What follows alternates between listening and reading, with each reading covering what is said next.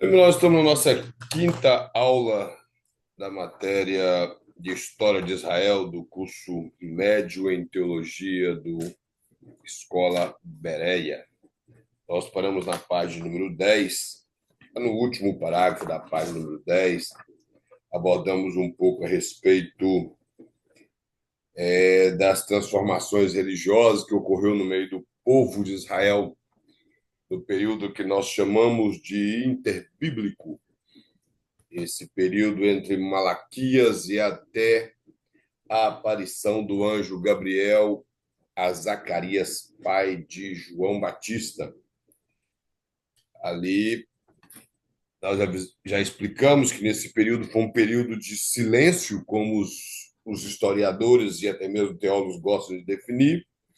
Quebrando esse silêncio, muitos dizem que o silêncio de Deus foi quebrado quando o profeta João Batista abriu a sua boca, mas na verdade foi quebrado quando o anjo se aparece ao pai dele em nome de Deus e fala. Então ali há uma revelação de um anjo que o que transparece, na verdade o texto está muito claro para nós em Lucas que houve uma aparição de anjo, não uma visão que o pai de João Batista teve, mas sim uma aparição real do anjo Gabriel.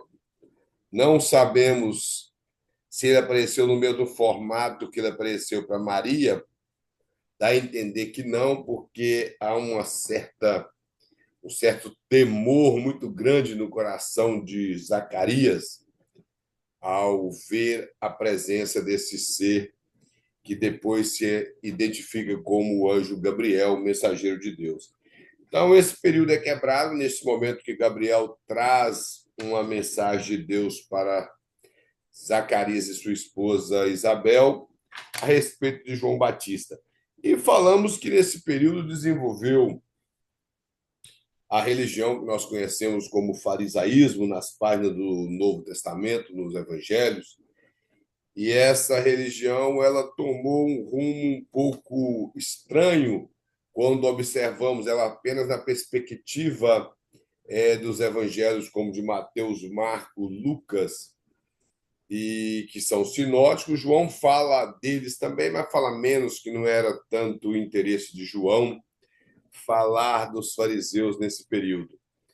E até mesmo pelo fato da época que João escreveu, não fazia tanto sentido ele ficar perdendo o tempo dele em falar do farisaísmo, do grupo de saduceus e outros grupos religiosos que surgiram na época. Mas nós conhecemos esses grupos através das páginas dos evangelhos. Aqui no finalzinho, no último capítulo, vai falar assim, ó, que além dos escribas surgiram outros dois grupos neste período, que são dos fariseus e saduceus.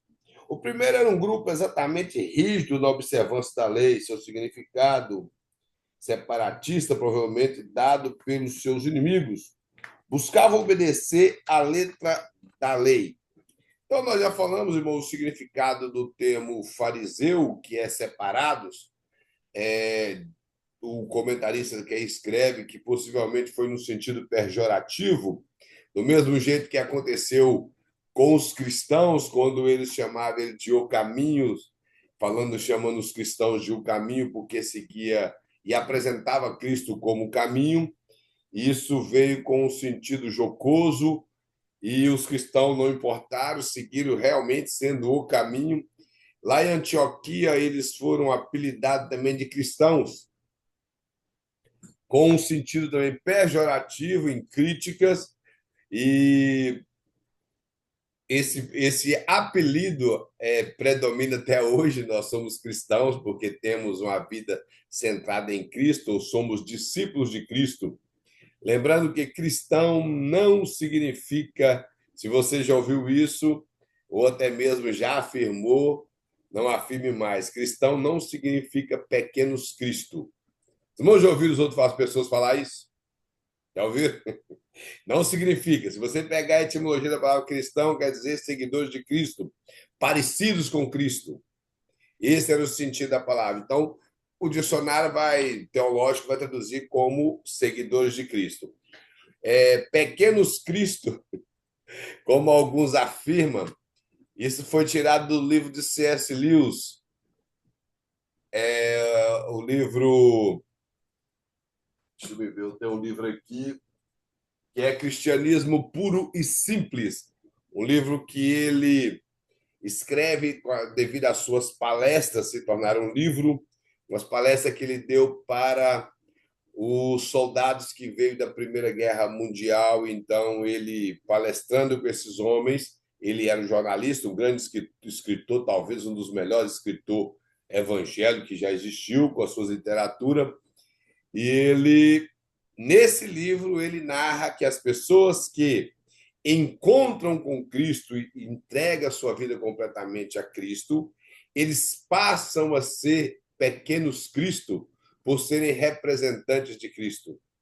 Mas ele, em momento algum, falou que cristão significa pequenos Cristo. Aí alguém leu esse livro, empolgou, passou essa frase para frente, que cristão significa pequeno Cristo, alguém gostou, passou para frente, ela se tornou verdade na boca de muitos crentes, por não saber o significado. E isso é novo, porque antigamente as pessoas sabiam que cristão significa discípulos de Cristo. Aí, com essa nova onda, eles passaram a ter conhecimento dessa literatura do C.S. Lewis e alguém acabou promovendo esse erro teológico dentro da igreja. E as pessoas repetem isso constantemente nas igrejas, que o cristão é pequenos Cristo. Então, no, no, os cristãos receberam esse nome, esse apelido pejorativo de cristão, como aconteceu também em vários períodos da história, como Bíblia, e tantos outros nomes que eles dão ao cristão, evangélicos e tudo, com sentido pejorativo, isso acaba predominando no meio dos cristãos. No caso dos fariseus, eles receberam esse apelido de separados, porque eles realmente separaram da comunidade judaica que se rendeu às conquistas do Império Macedônio-Grego e das ofertas que os reis ofereceram para eles, como o rei da Seleucida. Então, para eles, aquilo foi normal, eles passaram a viver como cidadão no estado da Seleucida e esqueceram da sua religião, claro, religião no sentido correto, não no sentido que tomou hoje, mas né, do culto a Deus, esqueceram do templo, o templo já estava de pé e passou, claro, por alguns ataques, destruídos boa parte do templo pelo rei Antíoco Epifânio e alguns outros reis da Seleucida, da Ptolomáida também. E os fariseus surgiram num contexto histórico importante para o povo. Esse contexto que sempre vem acontecendo quando o povo afasta de Deus e Deus levanta alguém para poder trazer um avivamento. Como aconteceu no período dos juízes que nós falamos, que foram 430 anos de história de povo sempre cometendo pecados, Deus levantando um juiz. Aconteceu no período dos reis de Judá, os reis do Reino Norte, que é os reis de Israel, todos eles foram ímpios, mas os reis de Judá, alguns foram reis bons, e eles sempre traziam o povo novamente para os caminhos do Senhor. E no período dos fariseus, essa família de sacerdotes que no início teve a revolta, como nós falamos dos macabeus, deles surgiram pessoas interessadas a se regressar à lei. Por isso, por serem radicais no seu retorno para a lei, talvez os próprios judeus trouxeram esse apelido para eles de fariseus, ou seja, de separados, de alguém que queria viver separado. E isso para eles foram normal, eles acabaram chegando no período do Novo Testamento, da escrita neotestamentária, como fariseus. Porém, se nós observarmos, de todo o contexto do farisaísmo dentro dos evangelhos, nós vamos encontrar alguns fariseus que tinham um coração pouco mais quebrantado que alguns que eram totalmente hipócritas. O caso, por exemplo, de Nicodemos é um caso específico na Bíblia. Ele não foi buscar Jesus simplesmente porque ele tinha curiosidade de ouvir as coisas que as pessoas falavam de Jesus. Ele possivelmente foi buscar Jesus porque ele sentiu o vazio que as reuniões da sinagoga ou do sinédrio não poderia preencher aquele espaço na vida dele. Ele não simplesmente ouviu falar de Jesus como as pessoas falavam e ele se interessou em ir lá. E nós vemos que no Evangelho de João, mais à frente, ele dá testemunho de Cristo por duas vezes. A primeira vez, quando eles mandam prender Jesus, dois soldados vão prender, não conseguem prender, volta para dar o relatório, eles perguntam: cadê o homem que eu mandei vocês prender? Eles disseram: olha, nós não podemos prender, porque homem nenhum nunca falou igual aquele homem. Aí o pessoal do Sinédrio ficou um pouco irritado e Nicodemos se levanta e apela para a lei, para falar que a lei dava direito ao acusado de se defender. E também deveria ter mais testemunha. E depois nós vemos no período da crucificação que ele se prontifica, junto com José de Arimateia, a tirar o corpo de Jesus para sepultá-lo e ele concede iguarias de perfumes para que o corpo de Jesus fosse embalsamado. Então, nós vemos que aquele encontro do fariseu Nicodemos com Jesus resultou em salvação.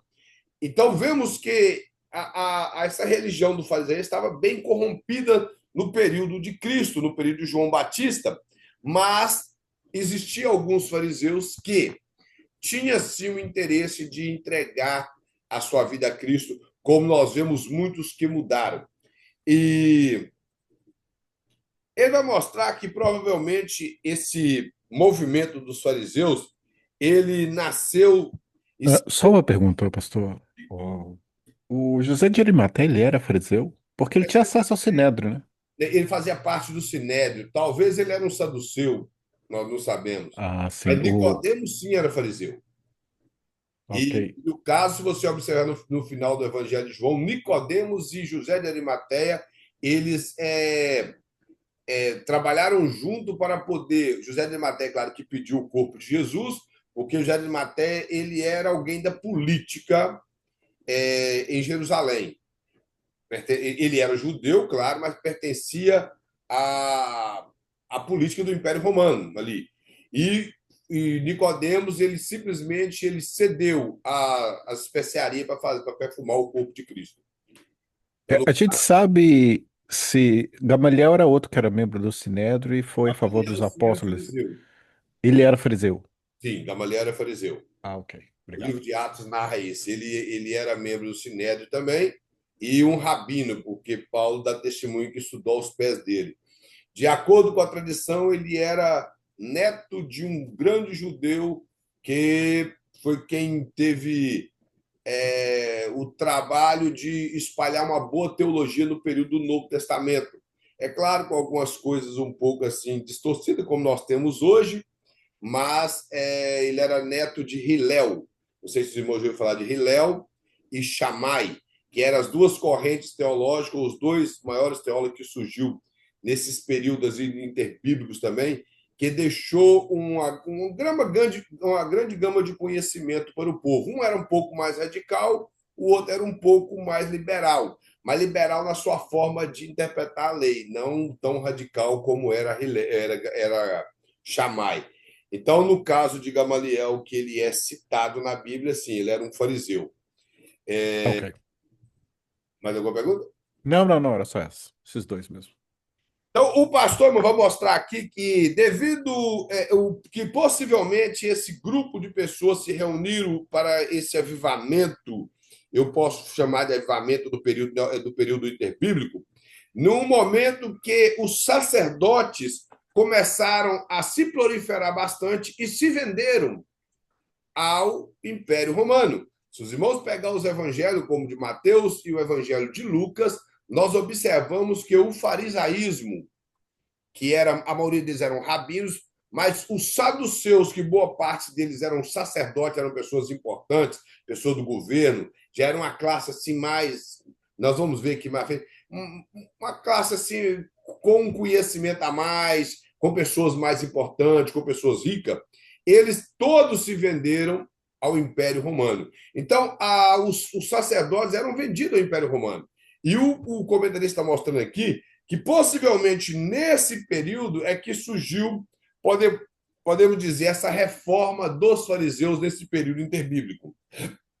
Repetindo para os irmãos, no início, os fariseus eram realmente pessoas que buscaram ser separados para Deus, buscaram separar da comunidade judaica que viviam de acordo com os cultos implantados pela Seleucida, pelo Império Macedônio Grego, e passaram a reavivar o culto judaico. Então, eles foram talvez um avivalista, ou talvez alguns reformadores, não podemos dizer assim, que voltaram à lei para o culto, e não era apenas uma rotina. Porém, com o passar dos anos, se corromperam, se venderam, e chegou nesse período narrado nos evangelhos como pessoas que colocavam peso sobre os seus seguidores, gostavam de ser elogiados, eram pessoas ricas na época, enquanto o Estado de Israel e a cidade de Jerusalém era uma pobreza inigualável, e eles mantinham sua vida bem, eram pessoas que estavam de acordo com o governo romano, de acordo no sentido assim, eles não aceitavam o governo de Roma, mas ficava lá, como diz na linguagem mais assim, mamando na teta do governo. Então, para eles estava bem assim. E contando que eles exerciam a sua religião, mesmo com a hipocrisia, e pudessem ganhar o governo prometeu, para eles estava tudo tranquilo. Então, esse problema ocorreu porque o sacerdócio se vendeu, os fariseus vieram a levantar essa reforma e, infelizmente, com o passar do tempo, caíram, mas foi um período largo de tempo. Se nós observarmos, irmão, parece que as reformas no meio do povo de Deus, tanto do período bíblico veterotestamentário para o período neotestamentário e também no nosso período, parece que não dura mais de 50 anos. Na verdade, eu vou corrigir aqui, só houve um que durou 100 anos, que é os 100 anos de avivamento de oração dos moravianos. Parece que todos os avivamentos que ocorrem no meio do povo de Deus, parece que chega em 50 anos, ele caduca e parece que o povo pega, se dispersa e depois tem que levantar alguém novamente. Se você pegar a história da igreja, você vai ver isso.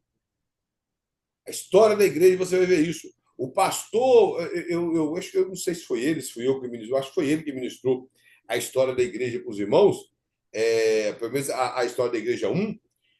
Se os irmãos observar, do século da morte de João, o último apóstolo, até em 312 depois de Cristo, no Concílio de Milão, o povo de Deus era perseguido, mas era santo. Dali para frente, quando o povo parou de ser perseguido, que o cristianismo foi reconhecido como uma religião normal, como qualquer outra, normalizou demais. Aí perderam aquele compromisso com Deus. Eles passaram a viver à vontade, passaram a viver de qualquer maneira. Chegou o período que a Igreja Católica virou Católica Apostólica Romana em 609, já no início do século VII, e no século V já estava o bispo de Roma, na verdade, no final do século V, o bispo de Roma se intitulando como o bispo superior, que deu o período do século VII, e eles passaram a ser chamados de Papa, aí acabou a igreja. Foi até 1100, 1200, sempre Deus levantando uma pessoa que tentava fazer um avivamento e era morto.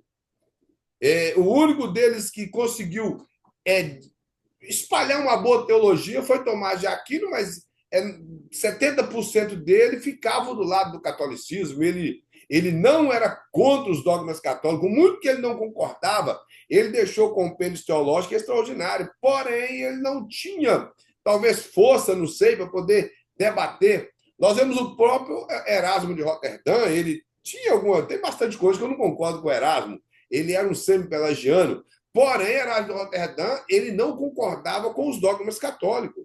Ele foi um dos que bateu de frente com a indulgência, pouco antes de Martinho Lutero. Porém, ele era uma andorinha sozinha, ele não tinha como fazer nada. Na verdade, ele não teve, vamos ser verdadeiros, talvez ele não teve a coragem que Lutero teve. Que Lutero foi lá e aproveitou a imprensa, colocou as 95 teses nas portas da faculdade de Wittenberg, em frente à igreja, onde podemos dizer que seria como o Instagram de hoje, onde todo mundo pesquisa, e ele colocou não com interesse que fosse causar o que causou, era só para despertar as pessoas, e teve um despertar extraordinário. E dele vem vindo outros. Porém, se os irmãos da reforma, quando deu pouco menos de 70 anos de reforma, o povo já estava voltando para o catolicismo novamente, que houve o período dos puritanos, que a igreja desvinculou da igreja anglicana, porque a igreja anglicana voltou aos mesmos pensamentos do catolicismo. O, é, evangelista, é, eu nunca soube o que que estava escrito naquela 95 teses. Só sei que cinco deles ali fala sobre sobre a sola escrituras, coisas assim. Tem um livro que a gente pode conseguir pra gente, pra Tem as mim. 95 teses. Agora, se você está querendo a interpretação dela, Não, eu quero saber o que está escrito lá. a 95 Porque todo teses você mundo acha fala das noventa e no, cinco teses, entendeu? você acha ela Eu. se você procurar no Google, 95 teses de Lutero, aparece para você todos os 95 teses. Eu tenho um livro aqui, deixa eu pegar esse livro aqui.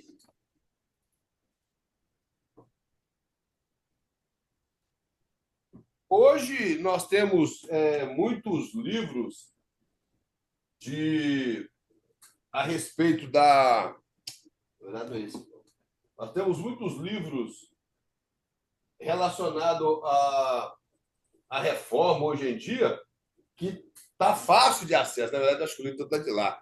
Está fácil de acesso.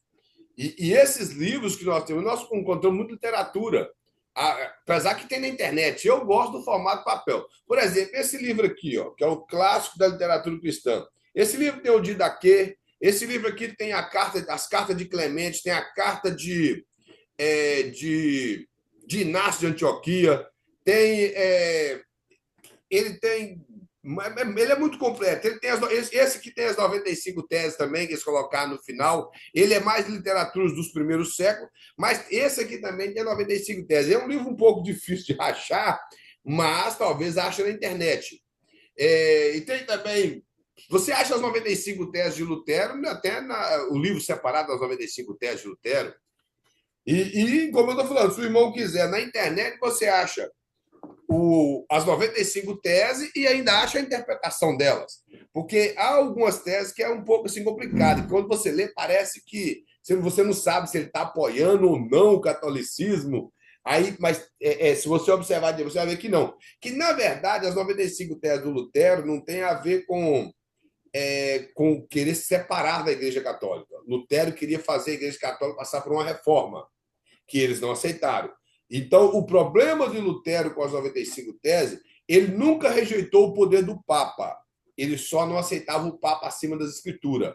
E ele bateu veemente na questão da indulgência. Isso aí ele bate bastante nas 95 teses. Mas, no momento de 95 teses de Lutero, ele está indo contra o poder do Papa, ele está indo contra a igreja. Ele está mostrando que a igreja é subalterna à Bíblia, que o Papa não é autoridade acima da Bíblia. Esse era o pensamento de Lutero. Então, se você pesquisar aí no Google agora, 95 teses de Lutero, vai aparecer as 95 para você. Se você quiser até a explicação delas, aparece lá. Mas tem livros, tem vários livros. Inclusive, tem o próprio livro, As 95 Teses de Lutero. Ah, obrigado. Eu só queria saber mesmo, porque, tipo assim, eu tem pouco Dá uma tempo que eu olhada tô no no grupo lá evangelho, né? depois, irmão. Isso, olha no Google depois. Uhum. Continua, irmão João. É porque tem pouco tempo que eu tô no evangelho, eu nunca soube dessas coisas, não, entendeu? Mas você está com tempo ainda para saber bastante. Obrigado. Amém. Então, irmãos, essa questão que o comentarista está mostrando aqui é que devido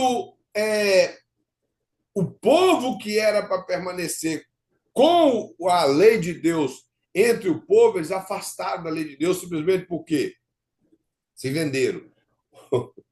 Hoje, é como eu falei, as coisas repetem muito fácil. Quando você estuda a história da igreja, a história da igreja mostra para nós os erros que nós não deveríamos cometer hoje. E as igrejas estão cometendo os mesmos erros que cometeu no passado. Por exemplo, eu sempre costumo dizer, Como nós falamos no 95 Tese de Lutero, a venda de indulgência hoje só tomou, irmãos, outro nome. Ela só tomou outro nome. E hoje, na verdade, as vendas de indulgência de hoje da maioria das igrejas não oferece o céu. Eles não estão nem lembrando do céu. Eles oferecem casa, carro, que você vai ter o melhor dessa terra, você vai comer o melhor dessa terra, que nessa terra Deus vai te honrar. Aí eu fico tentando entender. Muitos profetas não comeu o melhor da terra, Paulo não comeu o melhor da terra e era rico, hein? Jesus não comeu o melhor da terra, Jesus não foi honrado aqui e está o povo querendo ser honrado. Estão querendo ser honrado pelo um povo que não soube honrar quem merece honra. Quando, na verdade, o povo também, eles pensam que honra tem a ver com você ter coisas, com pessoas te bajular. Então, é aí que a igreja erra. Então, como eu falei, nós só trocamos o nome indulgência por outros nomes. As pessoas vendem tudo na igreja hoje. Eles pedem dinheiro para tudo. As pessoas mentem na igreja pedindo dinheiro. Eles não têm temor nenhum de Deus para pedir dinheiro, mentem, enganam o povo com história. Irmãos, ultimamente eu tenho visto na internet testemunhos que uma pessoa contou e 3, 4 viveu o mesmo testemunho igualzinho. E causa aquele emocionalismo na igreja. E eu sempre falo, pregação é sobre Cristo, não é sobre nós. É sobre Cristo. Que prega simples, que fala, mas fala de Jesus. Prega sobre Jesus. Eu não quero saber da vida de ninguém, quantos carros, quantas casas, quantos schedule, quanto ele ganha, isso não me interessa. Se ele saiu do fundo do poço e subiu para a torre mais alta, se ele está lá na torre de marfim, que está. Isso não me interessa. Eu quero saber da Bíblia, que seja recheada de conteúdo teológico ou que seja simples, mas que seja Bíblia. Não me interessa a vida de ninguém. Eu não quero saber da vida da pessoa. Infelizmente, só que o povo gosta disso. Se os irmãos repararem, talvez mais à frente, vocês vão receber talvez alguns nomes, igual eu já recebi. Olha lá, quer saber demais. Olha lá, o assunto dele é só Bíblia. Mas eu vou falar de quê, se eu não vou falar da Bíblia? Que o camarada, tudo dele é teologia. Então, é o que nós mais ouvimos. E, ultimamente, eu estou indo... Na minha igreja, vem uns pregadores que 2 dias seguintes eles falaram mal de teologia. E sábado, a minha esposa chamou para a gente ir na igreja de um pastor amigo dela. Cheguei lá, tá lá um menino também falando mal de teologia. Aí eu pensei, mas se ele tivesse feito teologia, ele tinha pregado melhorzinho, mas estava lá falando mal de teologia. Então, deixou o ministério do coach tomar conta dele e ficou falando de coisas que a Bíblia não promete. O povo, como eu falei, se o povo soubesse da Bíblia, eles iam saber o que é promessa para a igreja e o que é promessa para Israel. O que é promessa para Israel que já se cumpriu e o que é promessa para Israel que vai se cumprir. E lembrando que eles gostam de dizer que na Bíblia tem mais de 3.500 promessas. Bem, irmão, tem mais de 3.500 promessas, com certeza, mas será que todas essas é para a igreja? Não estou compreendendo? Então, as pessoas, por não estudarem, fazem essas besteiras. E por não estudar, faz o que aconteceu aqui. Se vende, negocia o evangelho, banaliza a graça e prega um evangelho fácil.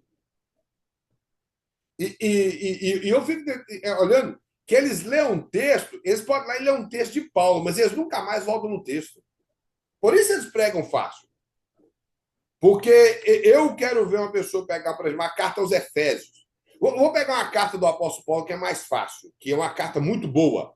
A carta aos Filipenses. Vai lá e pega aquela carta que exalta a Cristo, que é chamada de carta da alegria, que é uma carta que o apóstolo Paulo está sempre alegre na carta. Prega ela na sua íntegra, dentro do exegese, para ver se ela não exorta. Um exemplo da carta aos Filipenses que o povo gosta de falar, que é bonito, é muito bonito o texto, que o povo gosta de falar, mas ali o apóstolo Paulo está exortando 2 mulheres, que o povo não percebe, é do capítulo 2 que ela fala que Cristo, sendo em forma de Deus, não usou por usurpação ser igual a Deus, mas assumiu a forma de homem e morreu uma morte de cruz, foi obediente até a morte e morte de cruz. Paulo está querendo mostrar o seguinte para as irmãs, Cíntica e a outra me fugiu o nome. Ele está dizendo, olha, vocês duas aí, vocês lembram de Jesus, aquele Jesus que andou entre nós, que era Deus na terra?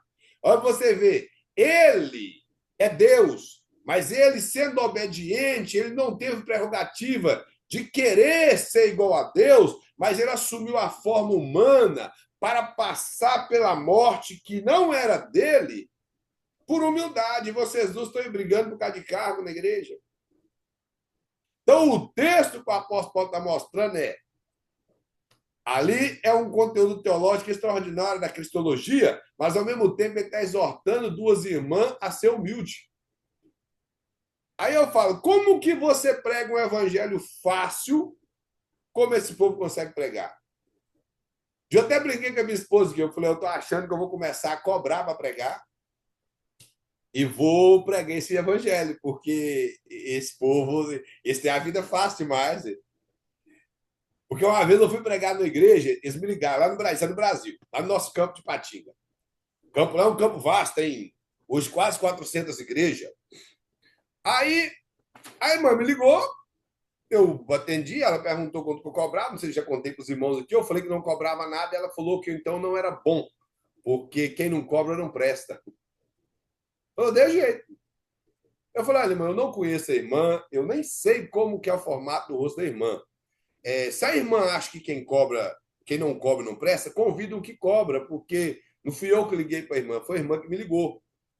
Falei, se a irmã me der alguma oferta, para mim tá bom, eu vou pegar, mas eu não cobro nada.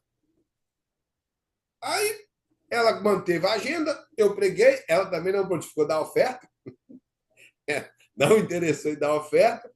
Deus abençoou, salvou almas, para mim foi o importante e não me interessa. Mas eu falei com a minha esposa, olha, quem cobra que presta, é o povo que vai lá, enrola o povo, conta, altera a voz, abaixa a voz, grita, enrola o povo, joga frases de efeito e frases feitas, e o povão bate palma, o povão gosta. Aí você vai lá e prega a Bíblia, você ficou a semana inteira preparando um sermão, nem que fosse um sermão temático, você ficou a semana inteira estudando ele para ele sair dentro do tema, você não perder tempo, você não fugir do assunto para levar para o povo. E eles não valorizam isso.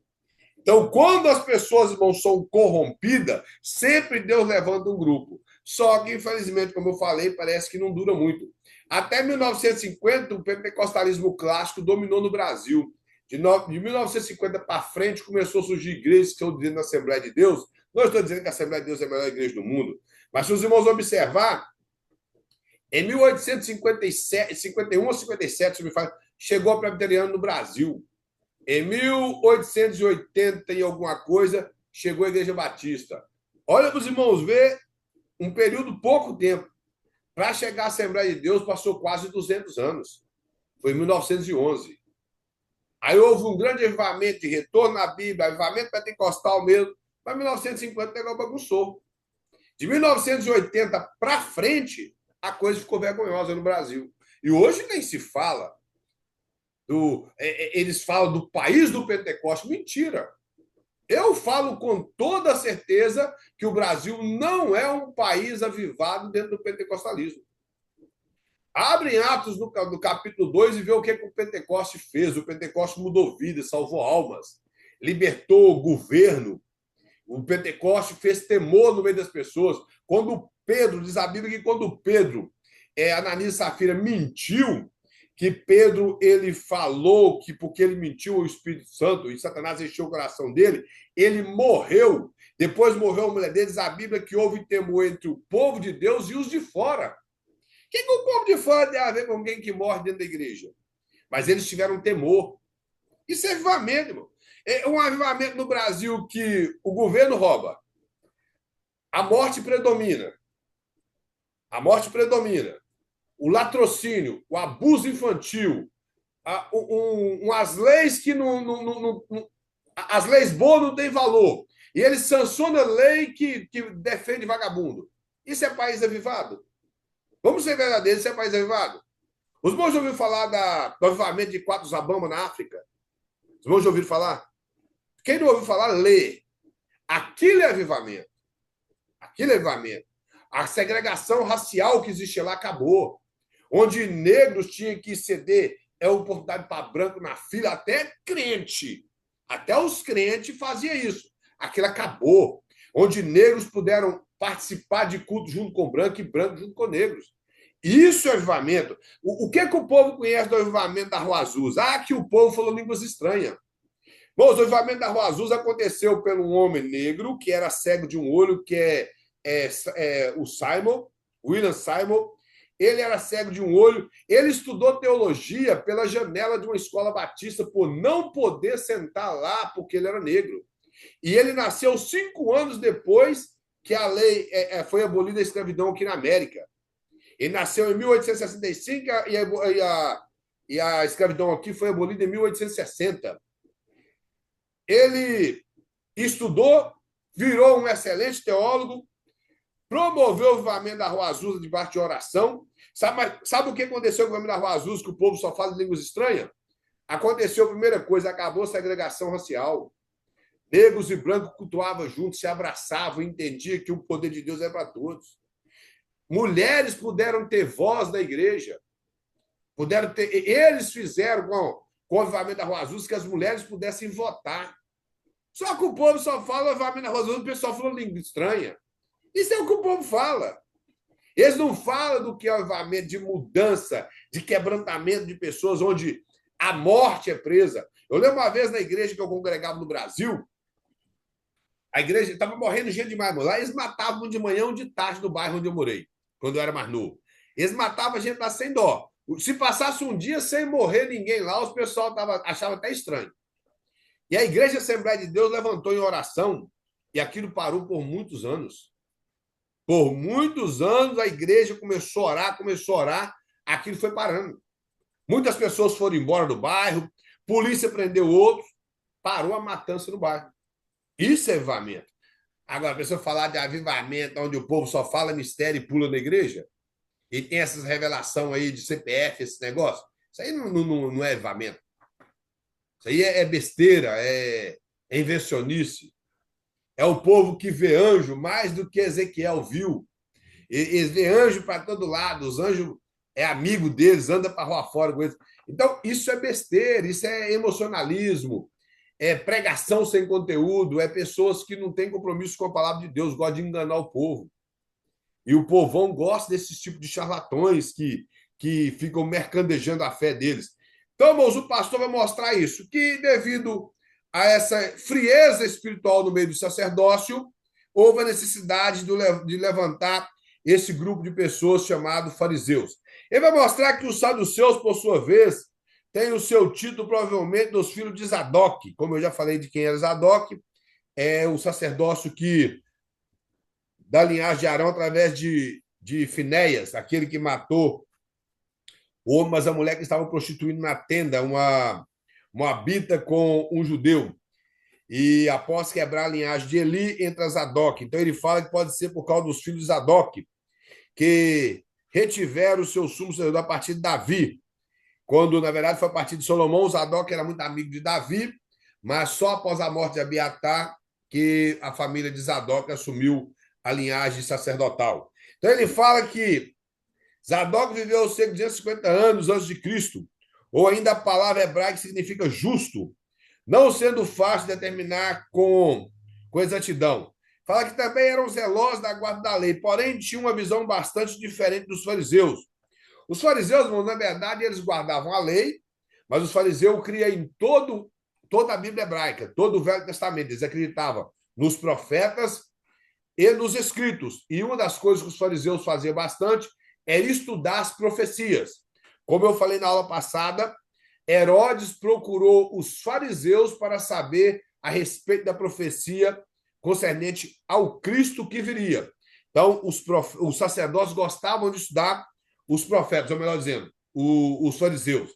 Mas os saduceus, o pastor mostra aqui que eles tinham alguma restrição com algumas doutrinas ensinadas pelos fariseus. Eles guardavam apenas a lei de Moisés. alguns livros que estavam e da lei de Moisés com restrição em algumas coisas.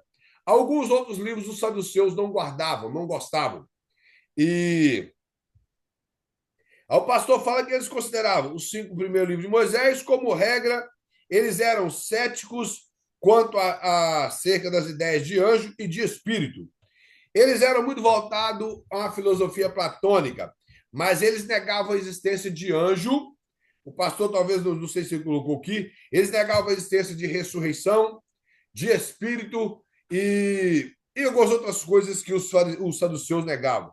Ele fala que nesse tempo surge a Mishnah, ou a lei oral. Trata-se de uma interpretação das leis que era obedecida paralelamente à lei escrita e que depois passou a ser considerada mais importante do que a última.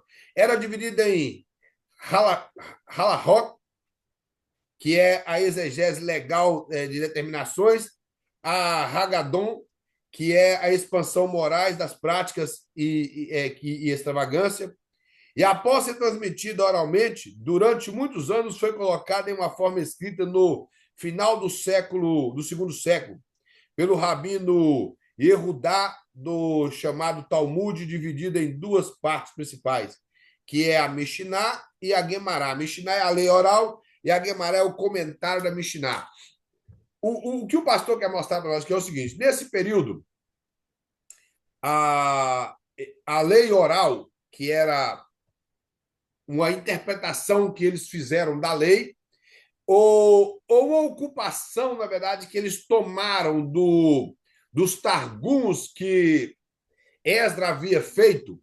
E, como eu falei com os irmãos, ele fez uma... Ele pegou a lei de Moisés, que estava escrita em hebraico, o povo que retornou do cativeiro não falava hebraico, falava aramaico, então ele fez uma interpretação da lei e escreveu em aramaico para o povo. É como se fosse um comentário bíblico da lei.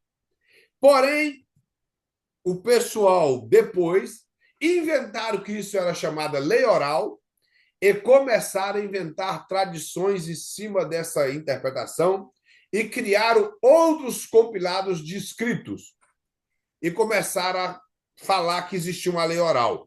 Porém, no século II, segundo alguns judeus e rabinos, com medo de perder, porque eles estavam se dispersando por toda a Europa e por toda a Rússia, eles resolveram escrever a lei oral para que ela não se perdesse, pelo fato que os próprios judeus tinham com ele que se algo ficasse somente no oral por cerca de 200 anos, não teria validade. Então, eles acharam a necessidade de escrever essa chamada lei oral, ou a que virou o Talmud, mas o Talmud, quando sempre levanta um rabino importante, ele faz alguns acréscimos. Já está em cerca de 16 volumes o Talmud. Eu acredito que, para nós que estudamos teologia, eu até tinha feito um pedido do Talmud para um pastor amigo meu, que tem uma livraria, ele ficou de trazer para mim. Seria um material bom de ter na sua biblioteca. O Talmud tem muita coisa boa, tem coisa que é claro que nós rejeitamos, somente as partes que falam mal a respeito de Cristo, mas nós ele tem boas interpretações do Pentateuco, dos livros poéticos e de outras partes da Bíblia que ajuda bastante. Então, o pastor quer mostrar isso. E a Mishnah, como ele fala, o Talmud é dividido em Mishnah e Guemará, que é as partes que compõem esse pequeno livro de tradições judaica. Então, irmão, nesse período que o pastor mostra aqui, que é o período da religião, é esse período onde esses 2 grupos mais importantes se destacam, os fariseus e os saduceus, mas tem também o grupo dos essênios, o grupo dos zelotes, o pastor vai mostrar mais para frente aqui. Tem vários grupos que surgiram na época que tinham o seu viés um pouco religioso e um pouco militante. O zelote, por exemplo, era um povo militante. Talvez o Zwinglio, que foi um dos reformadores, tinha o seu pensamento igual ao do zelote, que o Zwinglio, para quem não sabe, ele morreu com uma foice na mão porque ele acreditou que as pessoas deveriam trocar a sua rélia em espada e em arco. Então, ele interpretou literalmente essa passagem que está no Evangelho de Mateus E como ele era um anabatista, ele, contra a Igreja Católica, ele acabou entrando numa sedição e morreu no meio daquela confusão toda com uma foice na mão. Então, o grande reformador Zwingli acabou entrando nesse problema. Mas aqui, irmãos, o pastor vai mostrar o período do Novo Testamento. Ele fala que esse período foi bastante agitado sob o governo de Roma. A Palestina tornou-se palco de diversas revoltas e movimentos messianos que almejavam a libertação. Ou seja, o que o pastor quer mostrar é esse período do Império Romano dominando, o pessoal, os judeus em si não aceitavam. Então, sempre tinha um grupo, como eu já falei, principalmente dos zelotes, que levantava contra o Império Romano e buscava, de alguma maneira, tirar o governo de Roma do poder sobre eles. Mas muitas tentativas falharam. E ele mostra aqui que, devido às profecias, como nós falamos na aula passada, relacionado ao Messias, isso trouxe um despertar no meio do povo, e eles tinham a crença que o Messias viria para libertar do jugo romano. Se os irmãos observar, até no capítulo 1 de Atos, quando Jesus está indo assunto ao céu, os discípulos ainda tinham essa preocupação e falou para eles: quando será o tempo da restauração de Israel? Eles tinham isso no coração.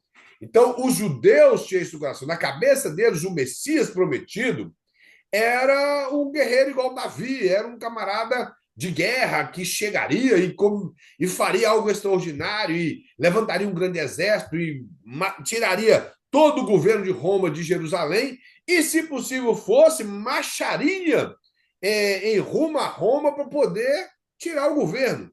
Mas o pensamento deles era ser a libertação da nação de Israel do governo romano. Mas o Messias era alguém que libertaria a alma do povo, e eles entenderam errado.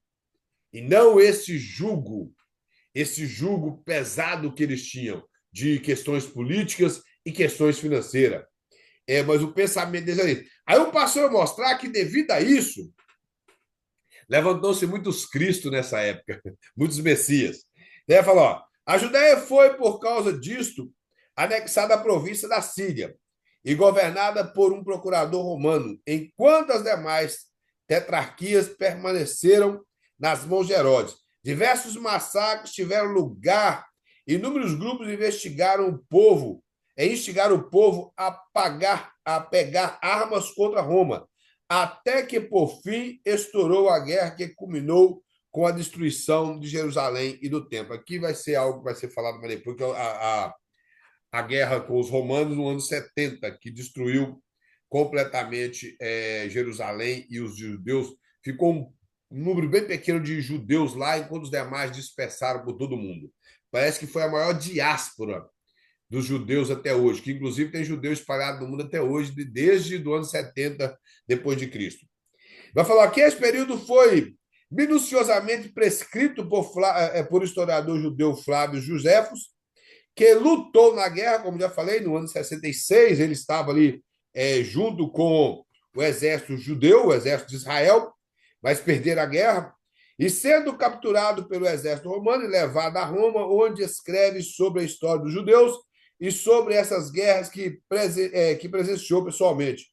Em seus escritos temos um amplo panorama que nos dá o pano de fundo no Novo Testamento. Então, Flávio Josefo, lembrando que ele é historiador, você não vai encontrar conteúdo teológico em relação ao Novo Testamento. Ele vai abordar questões históricas, quem era o imperador, quem estava no trono. Ele aborda algumas coisas a respeito de Cristo, apesar que alguns judeus que são historiadores falam que são acréscimos, principalmente de Eusébio de Cesareia, a esses manuscritos, mas pela manuscritologia é comprovado que foi do mesmo período, não houve acréscimo.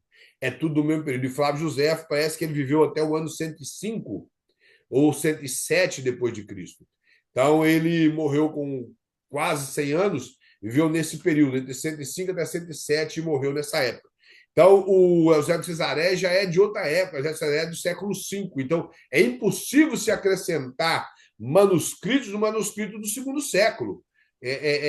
Provavelmente é impossível. E, na verdade, o seu manuscrito foi confeccionado no primeiro século, por volta dos anos 75, 80, talvez escrito até antes do livro do Apocalipse, e as demais escritos que ele fez, que ele teve muitos escritos, e eles querem alegar que o que fala de Jesus no seu livro são acréscimos, mas eu creio que é mentira devido ao espaço de tempo. Então, irmão, Flávio José ele retrata bastante a respeito disso, da questão de como ocorreu as coisas no período do Novo Testamento.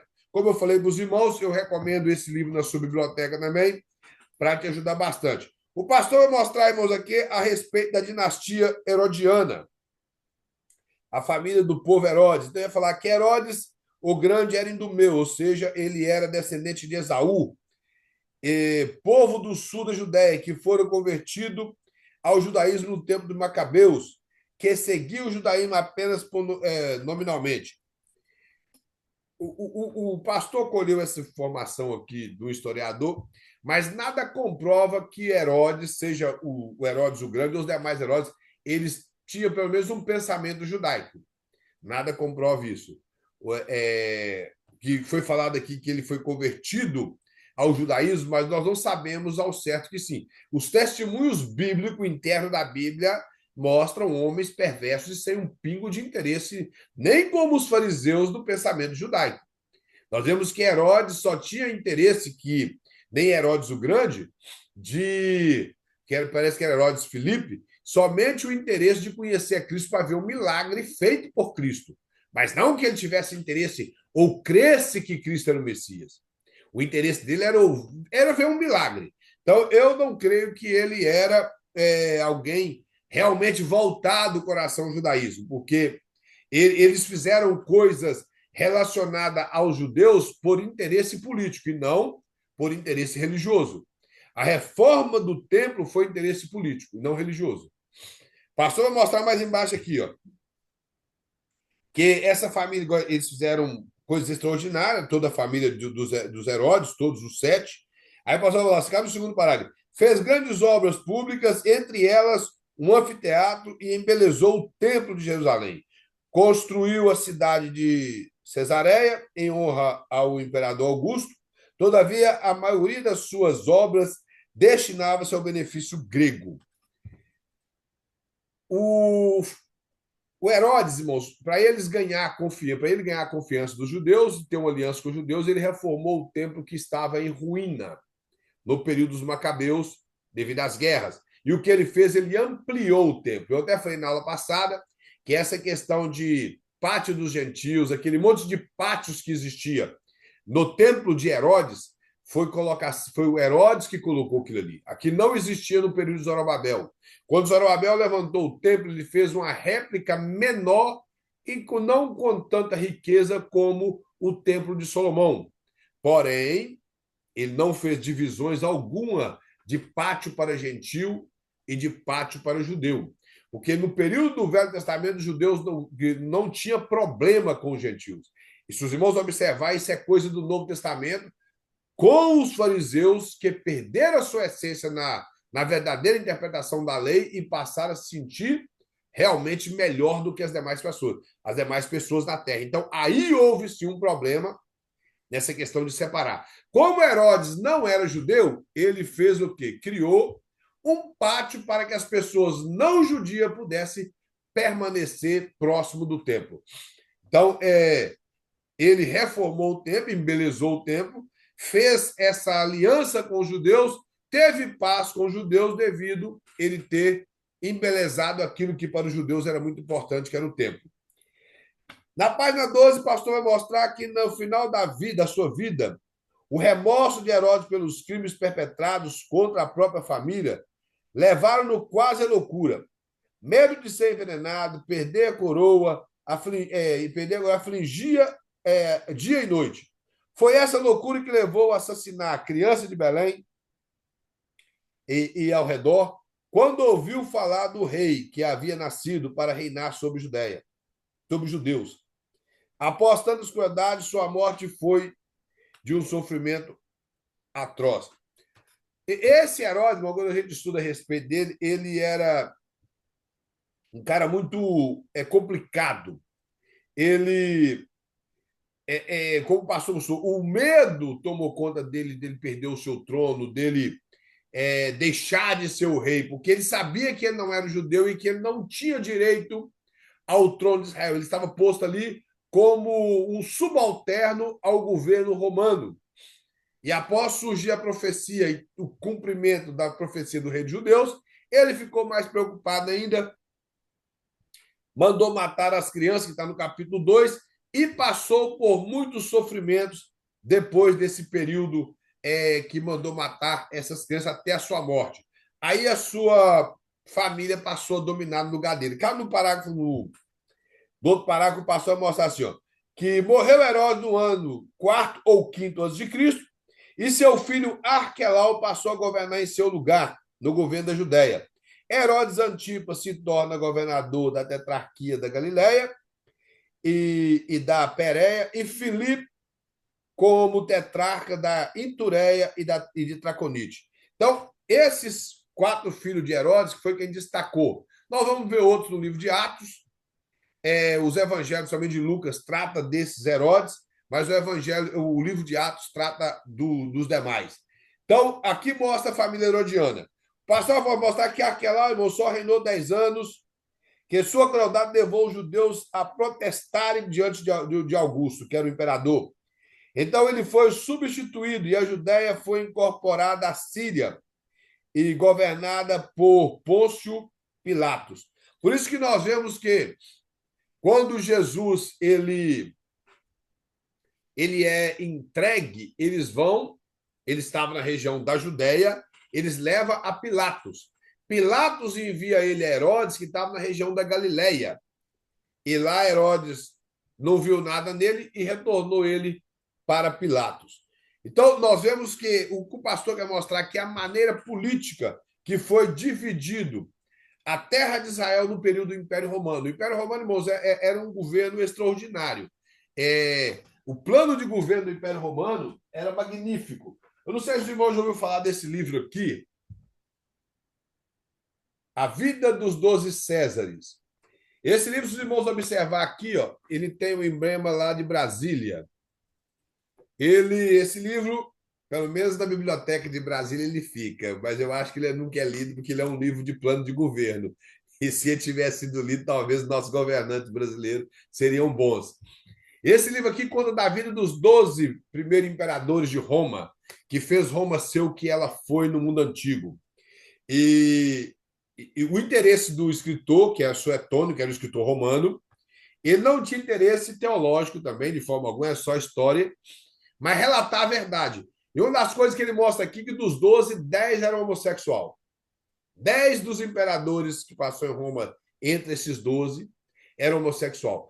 Mas, mesmo assim, eles fizeram um bom governo, fez com que Roma, cada tempo, ela se tornou gigante, como se tornou na época, mais poderosa, mais rica e tomando mais província para ela. Então, ou seja,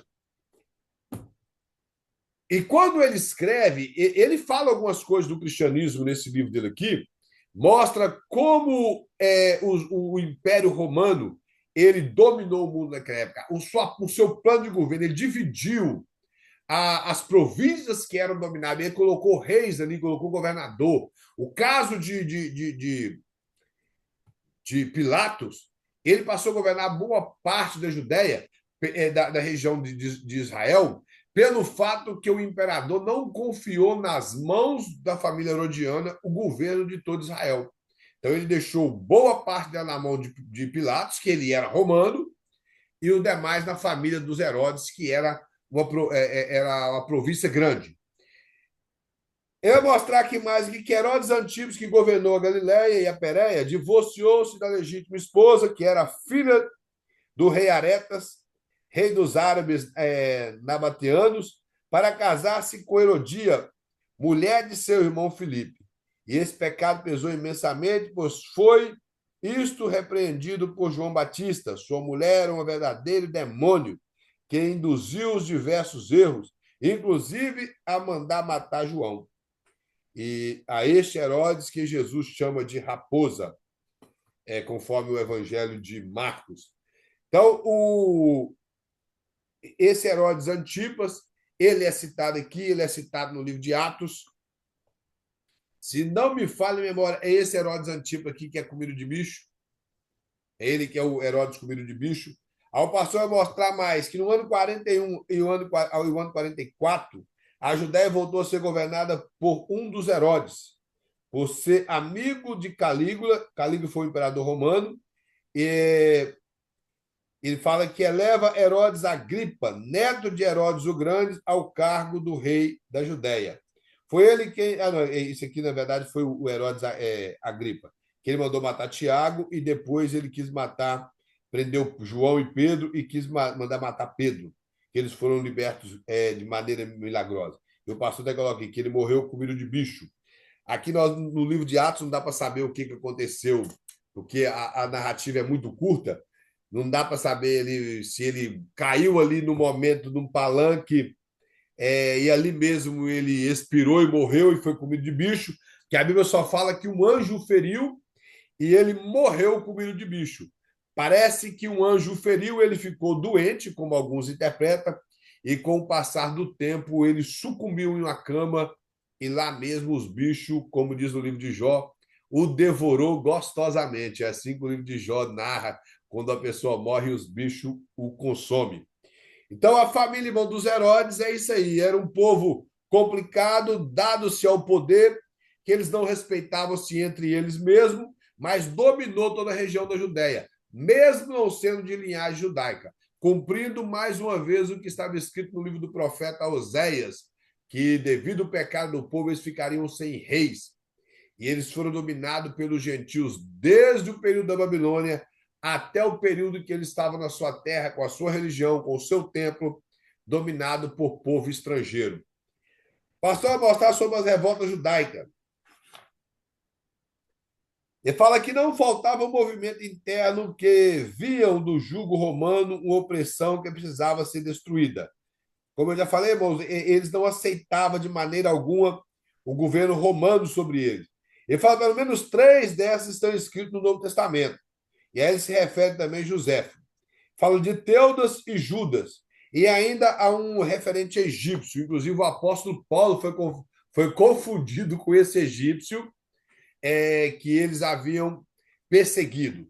Então, ele vai mostrar aqui. Eu creio, inclusive, o nosso irmão perguntou aqui a respeito de Gamaliel. É Gamaliel que cita esse Teudas e esse Judas no capítulo 5 do livro de Atos, em resposta a um questionamento do Sinédrio em relação se deveriam continuar perseguindo ou não os cristãos por causa de João e de Pedro. E é quando Gamaliel dá a sua palavra lá no meio deles para falar que é melhor não perseguir. Aí ele cita esses dois e fala que o movimento deles iniciou e acabou, e que se eles perseguissem os homens de Deus, poderia ocorrer o risco de estar perseguindo a Deus. Tá tudo bem, irmã, fica à vontade. Então, aqui o pastor vai mostrar, vai falar, ó, como ele já falou, conforme José, esse Judas era da cidade de Gamala e ajudado por um fariseu de nome Zadok. Ele incitou o povo a se rebelar, dizendo que o censo que estava sendo feito pelo Império Romano tinha por finalidade escravizá-los. Os irmãos sabem o que é censo, né? Que aconteceu até quando Jesus foi nascer, o caso do recenseamento que ocorreu, que José teve que sair de onde ele estava e ir lá na cidade que ele nasceu para poder se alistar, fazer aquela contagem. O censo é fazer a contagem do povo. Então, de vez em quando eles fazem aqui na região de Everett, deixam uma carta na casa da gente para a gente poder preencher e mandar quantas pessoas tem na casa para saber a população que tem na cidade. Então, esse era o interesse do Império Romano, mas esse Judas, ele incitou o povo a se rebelar contra o Império Romano, dizendo que isso era uma forma de escravizá-lo como era antes, de acordo com Flávio José. E a Bíblia mostra que esse interesse dele, conforme está em Atos, ele causou sedição no meio do povo. E lembrando, irmão, que esses tipos de confusão que o pessoal causava no meio do povo, no período de Barrabás, levou uma pessoa a morrer. Por isso que Barrabás foi preso. Quando nós lemos a história de Barrabás no Evangelho de Mateus e Lucas, ele mostra isso, que ele, no meio desses montinhos, que parece que Barrabás era um zelote, no meio desses montinhos acabou morrendo uma pessoa e o crime caiu sobre a vida de Barrabás, apesar que ele não cumpriu a pena, mas caiu sobre ele. Ele vai mostrar que Teudas foi um mago que persuadiu o povo a segui-lo até o Jordão, dizendo que era profeta e que deteria o curso do rio com apenas uma palavra. Através disso, levou o povo à rebelião. Mas, por fim, o povo foi disperso e Teudas teve sua cabeça cortada e levada para Jerusalém. E, de acordo com a literatura que eu já li, tanto esse Judas como esse Teudas, eles se proclamaram Messias. Eles alegaram ser o Messias que havia chegado e levou o povo a esse tipo de rebelião. Porque, como eu falei com os irmãos, as profecias a respeito do Messias foi estudada bastante e as profecias indicavam um período próximo. E lembrando que para Deus o próximo não é o nosso próximo. Então, eles tinham esse pensamento, por isso, essas pessoas conseguiam enganar com facilidade os seus ouvintes, levando eles a suicídio e a revoltas contra o Império Romano, a ponto que as autoridades tiveram que agir e matar o Messias daquele povo. Por isso, Gamaliel chega a dizer isso, que esses homens que causaram sedições, eles foram mortos e acabou aquele negócio. Já Gamaliel tinha em mente o quê? Jesus havia morrido, já havia passado cerca, talvez, de mais de 30 anos, e eles ainda permaneciam com a mesma história viva. Já a história de Teudas e de Judas, após a morte deles, a história foi esquecida. A história foi esquecida. Mas a história, por exemplo, uma vez ou outra vocês ouvem falar das rebeliões de Virgulino Ferreira, o Lampião. Uma vez ou outra alguém ouve falar. Naquela época era uma febre a história dele, porque estava vivo e tudo por meados do início do século XX. Hoje as pessoas têm gente que nem conhece a história de Lampião. Mas a história de Cristo permanece há 2000 anos. Por quê? Porque é a mão de Deus. Foi o que Gamaliel falou. Se vocês podem correr o risco de estar tocando na obra de Deus. Aí ele explica, porque esses dois homens, eles levantaram e eles morreram e acabou. Mas esses discípulos já tem muito tempo que eles permanecem. É claro que, na verdade, quando Gamaliel falou, não tinha 30 anos. Talvez tinha 3, 4 anos após a morte e a ressurreição e a ascensão de Cristo ao céu. Uns 3 ou 4 anos sabemos, talvez um pouco mais, que tinha da história do cristianismo desde Atos 2. E permaneceu. E como permaneceu aquele avivamento, aquele poder de Deus, Deus abriu os olhos de Gamaliel, como era alguém respeitado, para dar uma palavra no Sinédrio e as pessoas calmar os ânimos. E ali o Sinédrio parou de perseguir o cristianismo.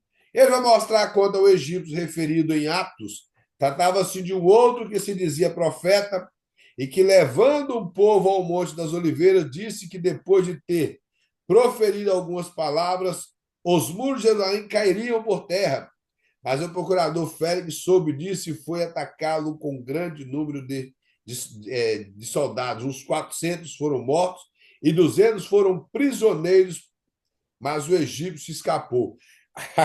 Por isso que o apóstolo Paulo ele foi acusado de ser esse egípcio que fez essa sedição toda. Os irmãos abriram o livro de assim que o problema, você não é aquele egípcio que causou os problemas para nós um tempo para trás, não? Ele vai falar que não. Então, esse camarada também, ele levanta como profeta e, claro, como um suposto Messias que estaria libertando o povo. E isso era normal no meio do povo judeu naquela época. O pastor vai mostrar, irmão, cá no quarto parágrafo, a respeito dos zelotes, como eu já falei, que era o grupo de pessoas religiosas também, porém, eles eram ativistas, eles não aceitavam o governo romano, eles andavam armados, eles andavam com espada. Por Pedro ter uma espada, apesar da Bíblia não falar em si que Pedro era, a Bíblia fala de um Simão que era zelote, mas não fala que é o Simão Pedro, porque lá fala Simão, que também era conhecido como Pedro, como Cefas, nessa lista, e lá embaixo tem um Simão, que é o Zelote. Esse Zelote, eles alegavam que Pedro é Zelote, porque Pedro tinha uma espada que cortou a orelha do soldado Malco. Mas os Zelotes andavam com espada, os Zelotes eram um povo ativista. Eles que causaram essas sedições, como no caso de Barrabás e outros, que não aceitavam o Império Romano dominar sobre eles, dos quais surgiram alguns sicários, como o pastor coloca aí. Essa palavra sicário, irmãos, é uma palavra que tem a ver com mercenários e assassino. Isso é sicário. Até hoje, em Israel, eles costumam dizer dos sicários que pertence talvez a algum, sei lá, algum serviço secreto de Israel, dessas coisas assim, mas tem o sicário, Deus utiliza essa palavra. Mas nesse período, os sicários eram assassinos que pertenciam a esse grupo de zelotes e eles simplesmente preocupavam com a liberdade. Era um povo ativista, preocupava com fazer sedições, fazer motim e levantar contra o governo. Eu costumo dizer, cristão que faz esse tipo de coisa, ele pode ser cristão por ter a crista grande, mas por ser parecido com Cristo, não. Cristão não envolve essas coisas de revoltas, de ir contra governo, marchar contra governo, revolta contra isso. Cristão não tem parte nisso. Cristão no México, negócio de MST. Cristão trabalha e compra sua terra. Eu uma vez ouvi um pastor que esse povo vagabundo do MST invadiu uma terra de um povo poderoso lá na região nossa. E quando eu olhei, estava lá um pastor da igreja que eu conhecia, com um lotezinho lá, cercando o lote dele. Eu perguntei para ele, mas. E ele ainda falou que Deus que deu. Deus deu ele. Eu falei, qual Deus? O desse século? Porque o Deus lá da eternidade não te deu nada, não. Isso aí tem dono. Aí lá, mas as terras não pagam imposto. Eu falei, o que você tem a ver com isso? Não deixou de ser deles. E só que, na verdade, a terra estava com os impostos tudo em dias, e, no final das contas, eles foi lá e expulsou todo mundo. Então, o crente não envolve com isso. Não existe crente zelote, não, irmão. Não existe crente do linha de pensamento de zwingo, não. O cristão ele é lavado. Eu falo que hoje tem essa teoria meio estranha relacionada a essas coisas de cristianismo. Então, esse período do zelote era para ensinar o povo hoje. O zelote era um povo, naquela época, perigoso. Nós vemos aqui que os historiadores mostram que deles surgiram esses sicários, que eram assassinos, pessoas que matavam sem piedade nenhuma. O caso de Barrabás, nós vemos que ele era condenado porque ele matou uma pessoa, talvez pela própria força. Não simplesmente porque cometeu um montinho, alguém caiu e passou esse nome. Não foi isso. Ele matou com as mãos, por vontade mesmo. Aí o pastor mostra agora, irmão, o cerco de Jerusalém, e nós vamos terminar com esse assunto. O cerco de Jerusalém, quando eu falei com os irmãos a respeito das profecias, o Evangelho de Mateus, como eu falei, ele retrata na perspectiva das profecias cumprindo-se em relação às profecias judaicas do povo judeu. E as profecias dele fazem referência tanto ao período presente com o imperador Otaviano, Titus Otaviano, e também o general Tito, que era filho dele, ele faz menção a eles e faz menção também a uma personagem futura. Mateus mostra dessa forma. Já Lucas, que é a passagem que o pastor ele referenciou para nós aqui, ele só narra na perspectiva histórica, que inclusive ele até fala que quando vides Jerusalém cercada de exércitos, sabeis que está chegando a sua desolação. Mateus não escreve nessa perspectiva, ele não escreve assim. Ele nem fala do exército. Então, esse exército aqui está falando do exército romano, que cercou Jerusalém por quase 4 anos. Eles chegaram por volta dos anos 66 e ficaram ali até o período do ano 70. Foi minando o povo, foi desgastando o povo, que é assim que eles faziam na época, as cidades eram muradas, eles iam fazendo até que o mantimento acabasse, o povo não tivesse mais água, não tivesse o que comer, aí o desespero tomava conta.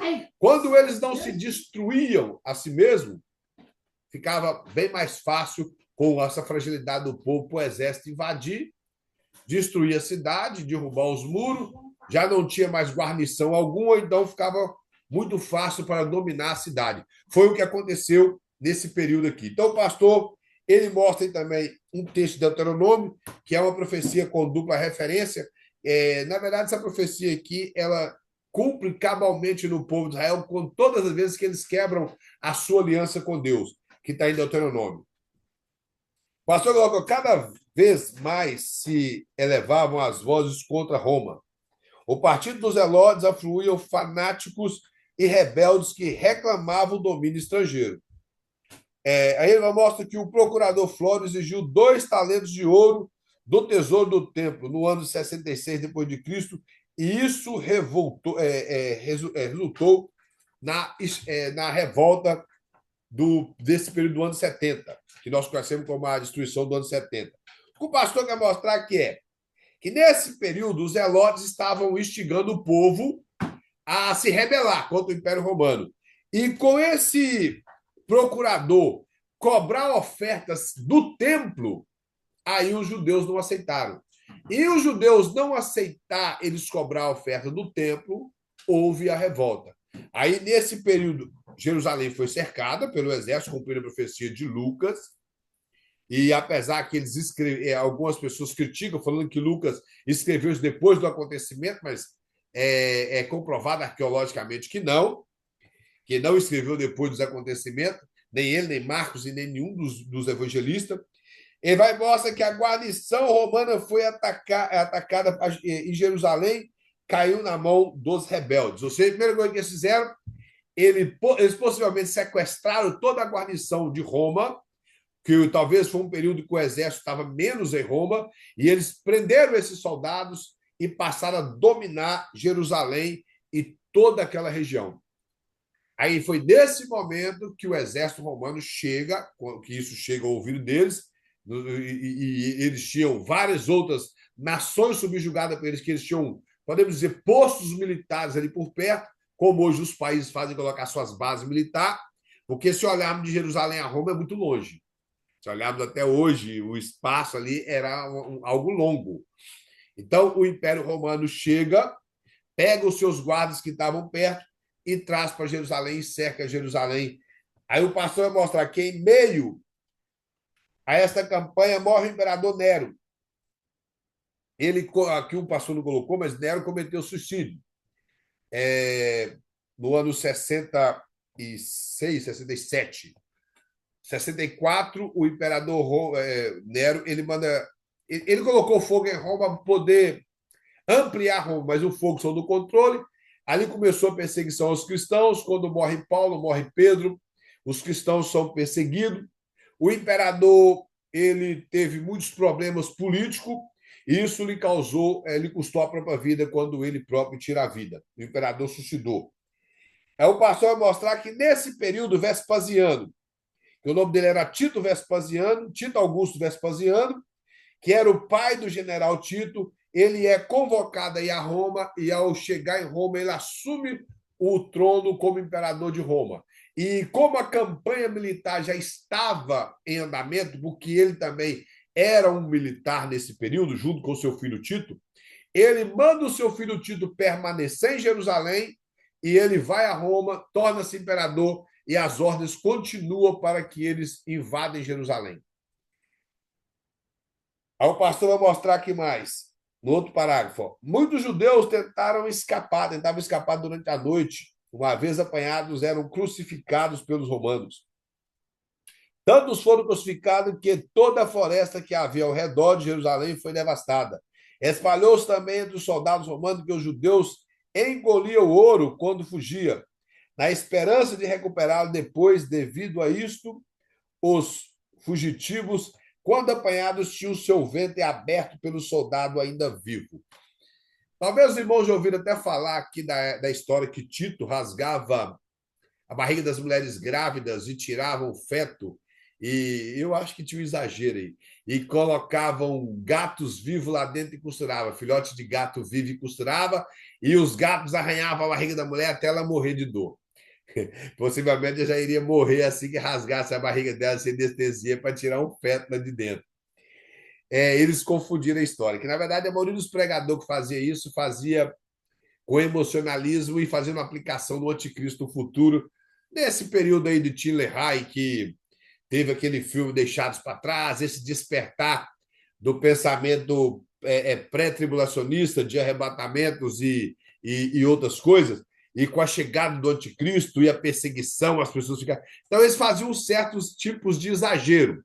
Não estou dizendo que o anticristo é santo, não estou dizendo que havia as más interpretações históricas da época, o fundo histórico, falando outra coisa.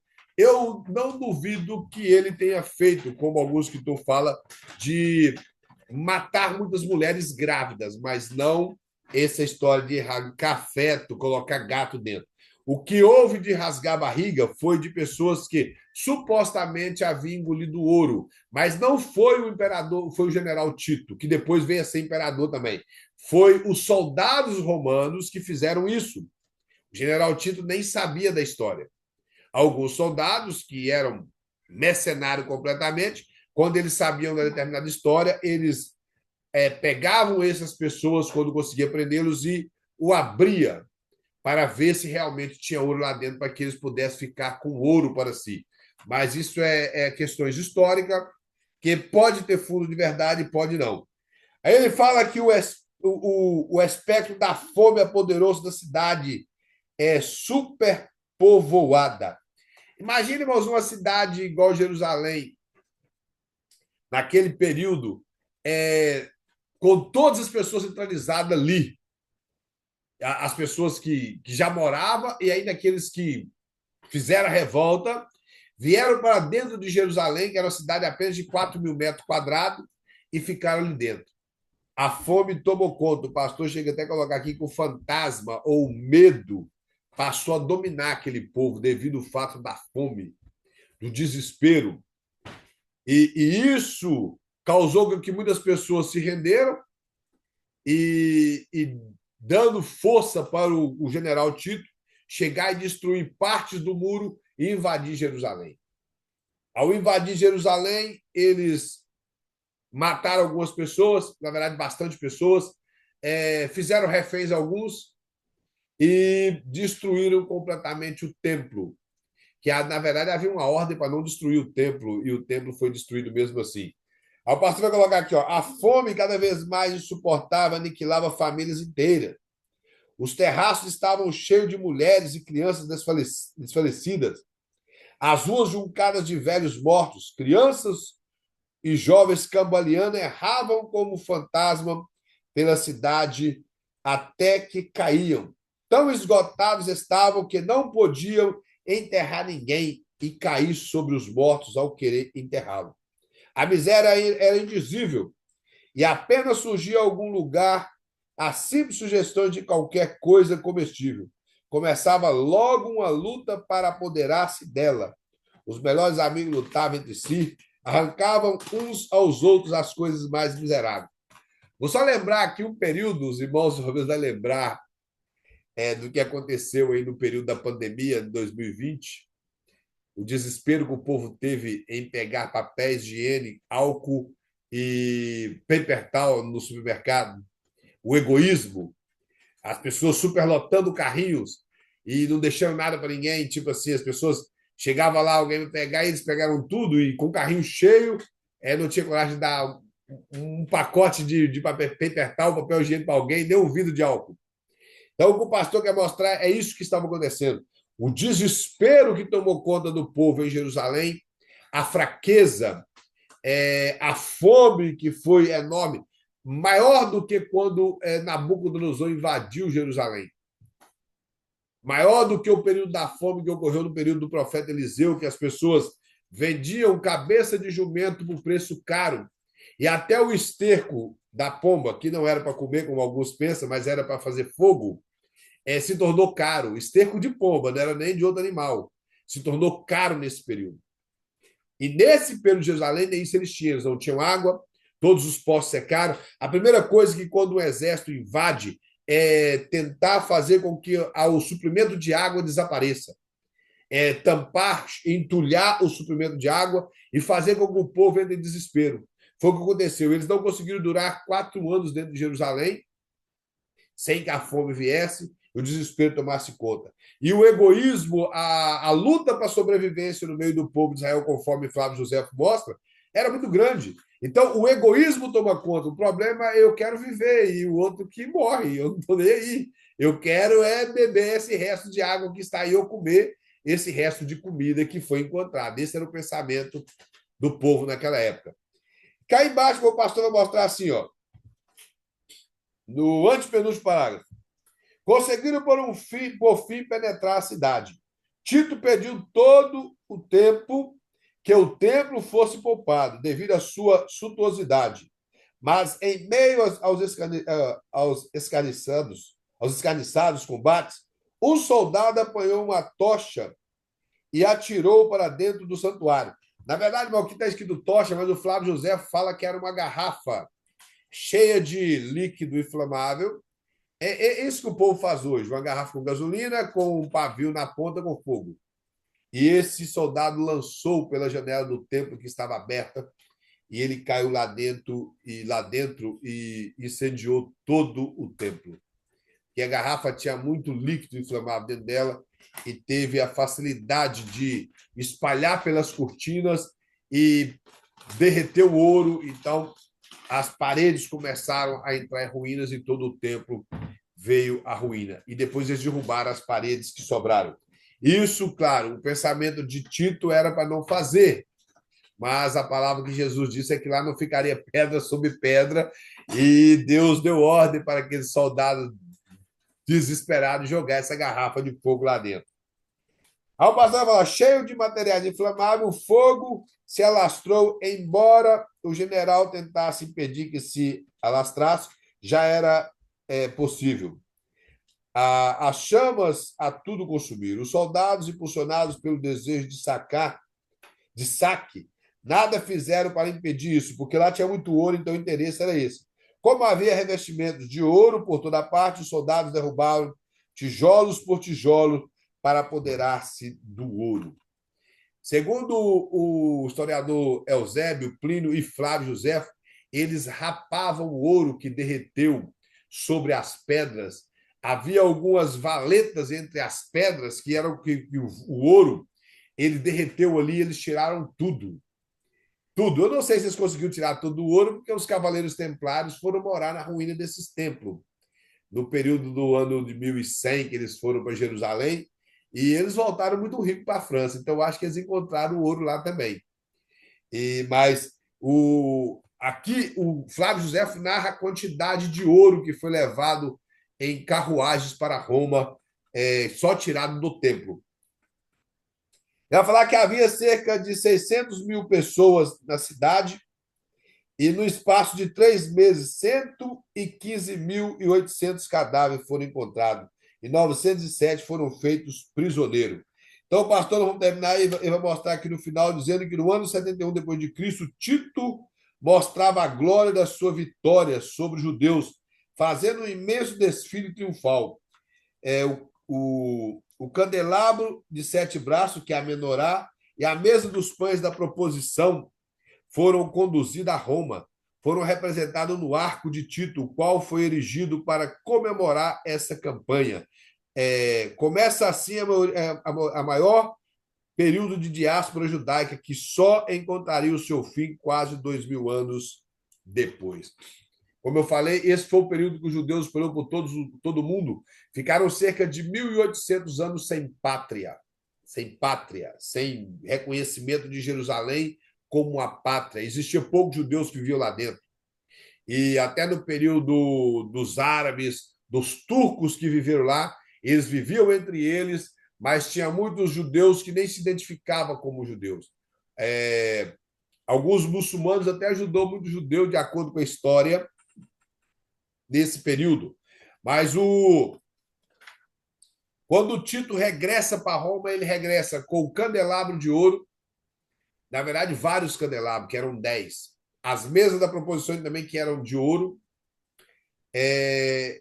Talvez os demais utensílios, mas quando o pastor fala aqui do arco de Tito, o irmão de Tito, que era Domiciano, e depois ele também veio a ser imperador, ele construiu em homenagem ao seu irmão, que era Tito, Ele construiu no ano de 82 depois de Cristo esse arco, que tem o desenho de homens levando o candelabro e levando a mesa, em homenagem ao seu irmão. Até hoje parece que existe o arco de Tito em Roma.